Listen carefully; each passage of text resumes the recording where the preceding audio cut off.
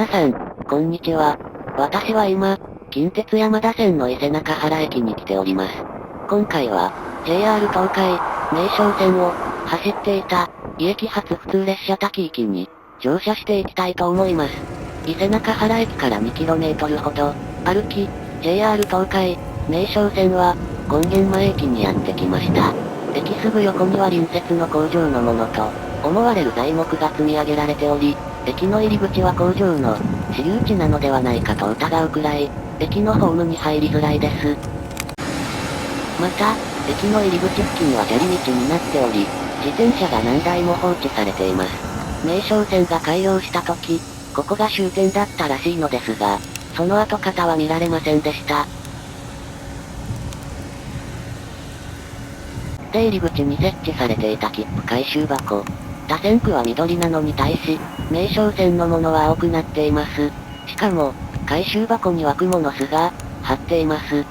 ここで、時刻表を見てみましょう。紀勢本線に直通する列車は、8時46分の普通滝行きの、他にも、20時12分発の、終電があり、こちらは伊勢市へと向かうようです。今回は、8時46分発の、滝行きに乗車します。今回乗車する普通滝行きが、ダイヤ改正で松阪駅に、変更になる張り紙がありました。終電の伊勢市行きも2016年の、改正で松阪駅になりましたが、松阪駅に変更されることは書かれていませんでした。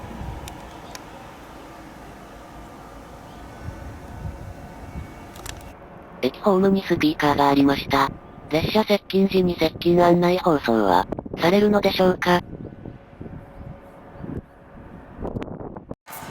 しかし、そんな期待を裏切り、目的の列車である滝行きがやってきました。この日はキハ11型300番台の、2両編成が静かにやってきました。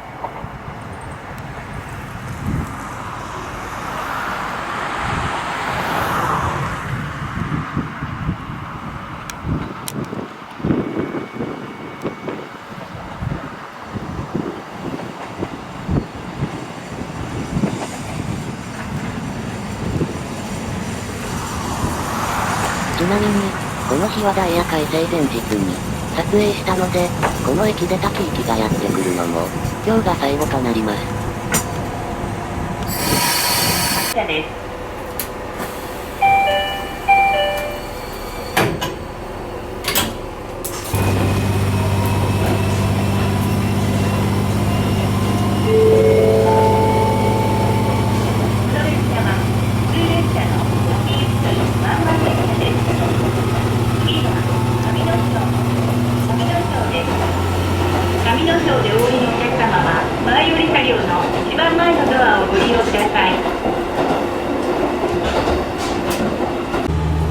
この日滝行きの運用に充当されたのは、前からキハ11、303、キハ11、304でした。車内を見てみると、2両編成で運転されているものの、利用客はまばらでした。松阪駅を発車、紀勢本線内に入ってもこの状況のままでした。本来であれば炭鉱での運転ですが、偶然この日は2両で運転されていました。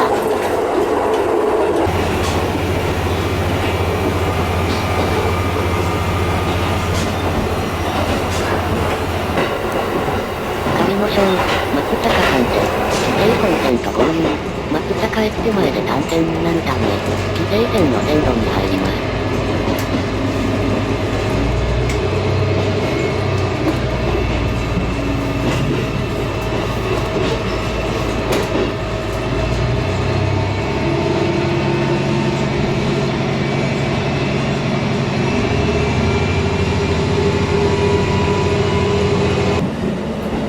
駅に到着しました。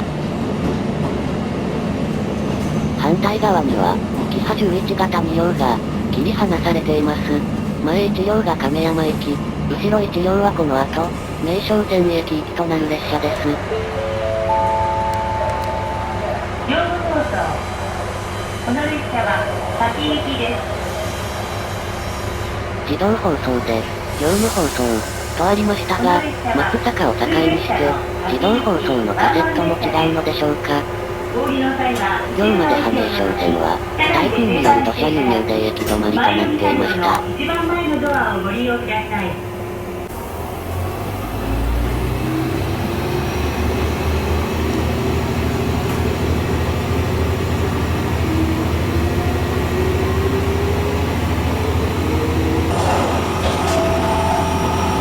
この列車の面白い点は2つあります。1つ目は、松阪駅を境にして、列車の走りが大きく変わってくることです。地方交通線である名松線と、幹線である紀勢本線とでは、最高速度が大きく異なります。名松線内は 65km であるのに、対し、紀勢本線内、各間は 100km と最高速度が大きく変化します。列車のエンジン音からも、それは伝わってくるのではないでしょうか。車窓を並べて比べてみても、明らかでしょう。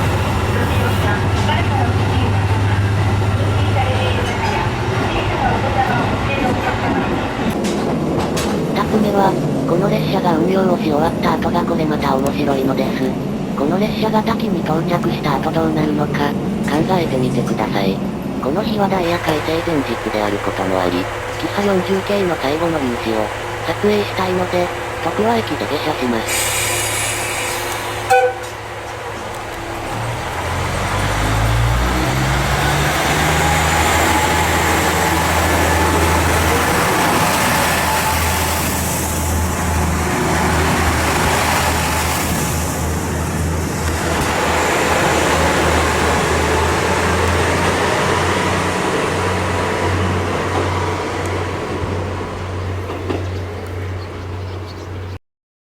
キハ40の撮影も終わり、一旦松阪駅へと引き上げます。亀山駅に乗車しますが、その時にやってきたのが、例のキハ11型でした。車番を見ても、滝行きの列車と同じであることがわかると、思います。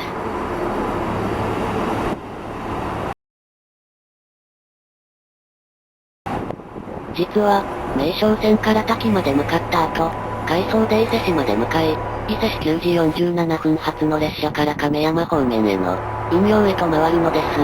その後、亀山12時14分発の鳥羽行き、鳥羽14時29分発伊勢市行きの運用につきます。また、滝、伊勢市間は回送として運転しなければならない理由があります。もし、この列車を伊勢市行きとして運転するとどうなるのかシミュレーションしてみましょう。この列車が滝に到着するのが9時8分、と休日であれば9時16分に着きます。滝駅で三宮線からの交換相手が9時13分に到着するので、それを待った後、早くて9時16分に出たとすると、伊勢市までは約20分ほどなので、9時36分ぐらいには、伊勢市に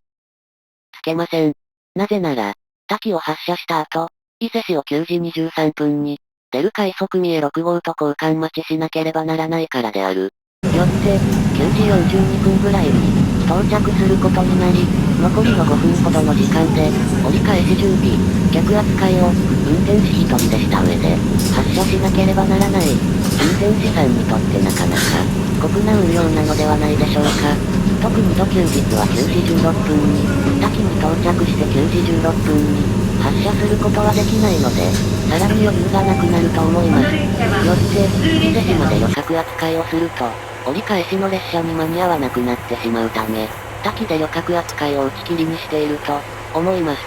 そうなると、なぜ滝ではなく、松阪で運転打ち切りにならないのか、という謎が上がってきます。これは、個人的な推定になってしまいますが、松阪から滝までの間での、利用者が存在するため、できるところまで運転してみよう、という精神があったのではないかと、考えます。松阪発車後の車内を見てみても、松阪を境に利用者が大きく減っているというわけでもありません。仮に松阪で打ち切ったとしても、後続の列車に乗り継げる列車は、20から30分ほど待たなければならないため、せっかく滝方面に向かうのだから、旅客扱いしてみよう、という考えがあったのかもしれませんね。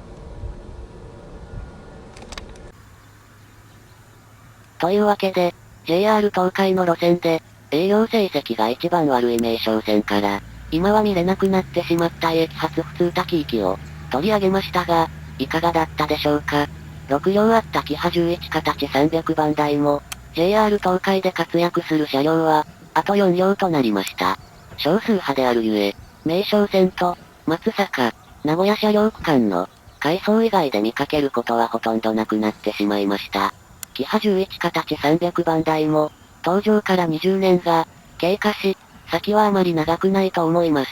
ぜひとも、名松線に足を運んでいただき、彼らの活躍を見届けていただきたいと、思います。